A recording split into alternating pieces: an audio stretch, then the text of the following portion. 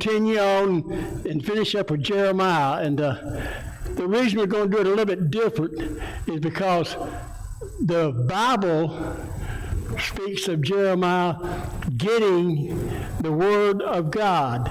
And it's written in the first person, which is a little bit unusual, to have Bible verses from a prophet. And he said, I say this and I say that. But what he's doing, it makes you realize that Jeremiah is not speaking, but God is speaking. And it gives it a greater emphasis when he writes. I think we said it was a heck of a lot of verses in here. All of them are concerned with what God has said was going to happen to the Jewish nation and to all the nations. And it's real graphic because he covers, in the book, Jeremiah covers every city almost and every nation that was involved around the time when Jerusalem fell. In fact, Jeremiah, prophet that witnessed the complete and utter destruction of Jerusalem. The others talked about it, but he was actually there when the buildings were burning and as they were being torn up. To show you how he felt about it, we want to read just a couple of them.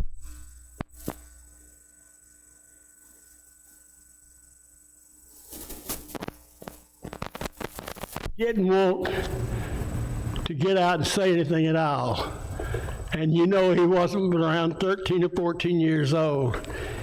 But God finally convinced him to be his prophet. And he really chose a good man. It took Jeremiah probably 40 or 50 years of prophesizing to get the name of the crying prophet. And he got that name because of, if any of you remember the picture show Waterfront with Marlon Brando and how it sounded like he talked with marbles in his mouth and things like that, but it gave you the impression of being a longshoreman, the way his attitude would be and the way his speech was. And when Jeremiah was talking, he would go to the extremes like Marlon Brando did. In fact, he may have given Marlon the idea. Jeremiah, if he talked about pain and torture, he went through pain and torture himself, and graphically, so that he would really feel what he was telling to the Jewish nation. But he started off by one of his few times that the book gives him credit for speaking, and it's from Jeremiah around the 9th chapter in the first verse.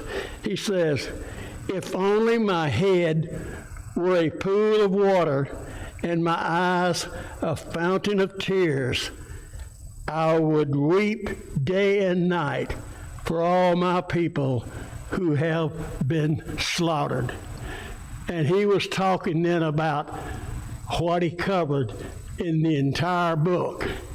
And we could go through and read several verses that we'd picked out, but it's easier just to go through the Bible and turn blankly to a page, because every verse basically was concerned with what was happening and going to happen to the Jewish nation.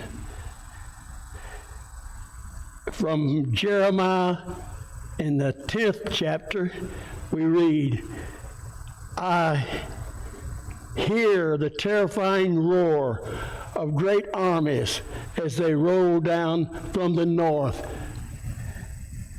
The town of Judah will be destroyed." That's basically the whole theme of Jeremiah.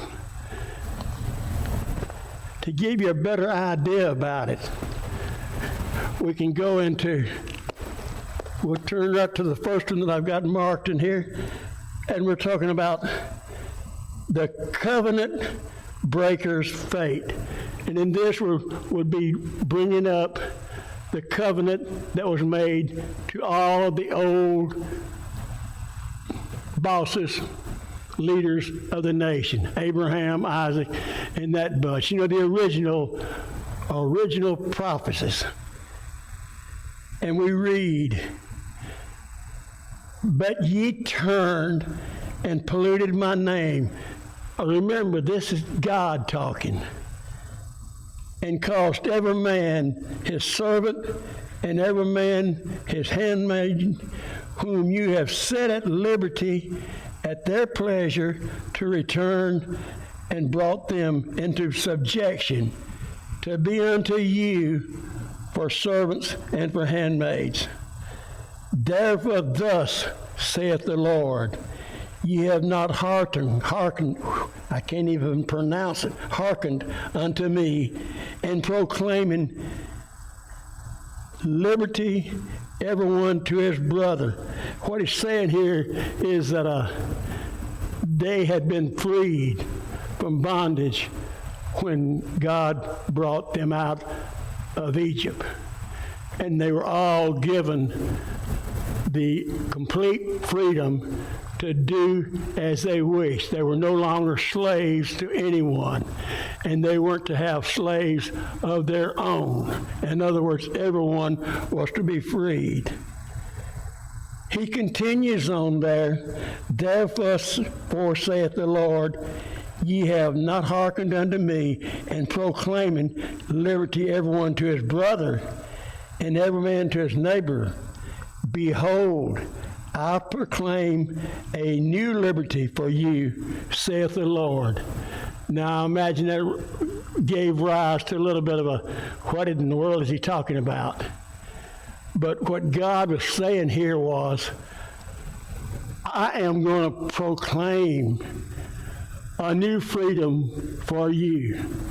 And he continues on and says, "I proclaim this liberty for you, to the sword, to the pestilence, and to the famine, and I will make you be removed into all the kingdoms of the earth, and I will give the men that have transgressed my covenant, which have not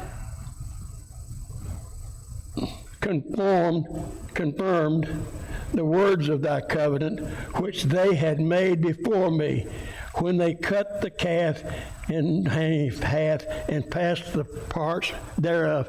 Again, he's saying, using words that he had done before, where he proclaimed them having liberty to do as they saw fit,